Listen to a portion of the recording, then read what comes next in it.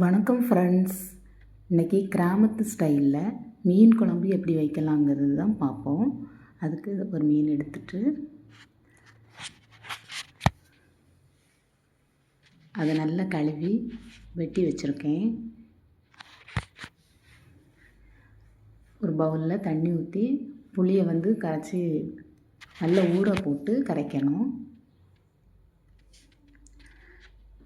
வேறு மசாலா அடிக்கிறதுக்கு தேங்காய் துருவி வச்சு அதில்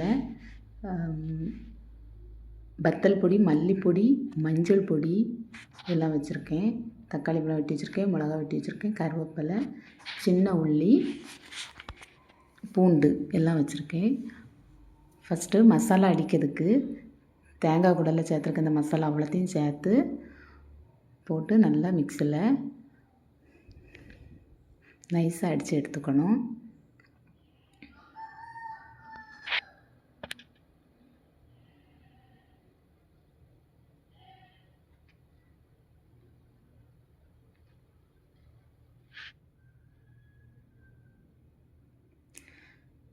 இந்த தேங்காய் குடாவில் கொஞ்சம் கருவேப்பிலையும் போட்டு அடிக்கணும்.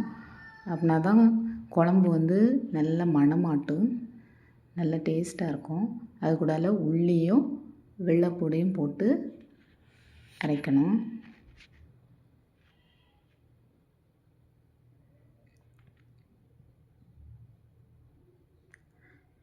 மீன் குழம்புக்கு ரொம்ப மணம் கொடுக்குறதே கருவேப்பிலை தான்.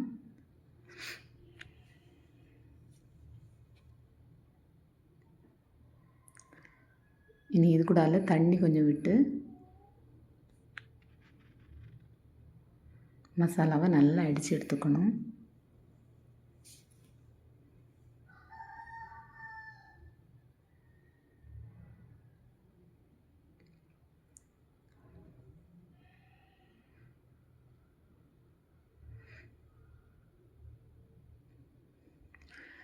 மீன் கூடால நம்ம என்னெல்லாம் சேர்க்கணும்னா தக்காளி பழம், வெட்டி வச்சுருக்க மிளகாய், கருவேப்பிலை,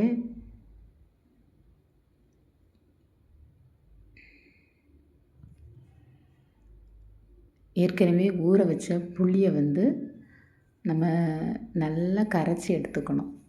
நல்லா கரைக்கணும். ஏற்கனவே புளி ஊற போட்டனால அது நல்லா கொழுந்து போய் இருக்கும். அதை நல்லாவே கரைச்சி எடுத்து அந்த தண்ணியை மீன் கூடால விடணும்.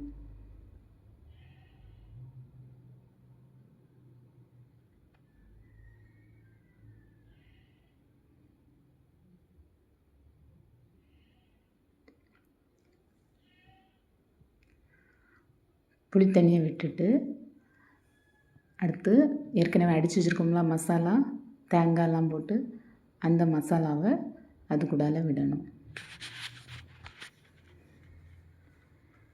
மீதி இருக்க மசாலாவும் தண்ணி விட்டு நல்லா கழுவி ஜாராக கழுவி விடணும்.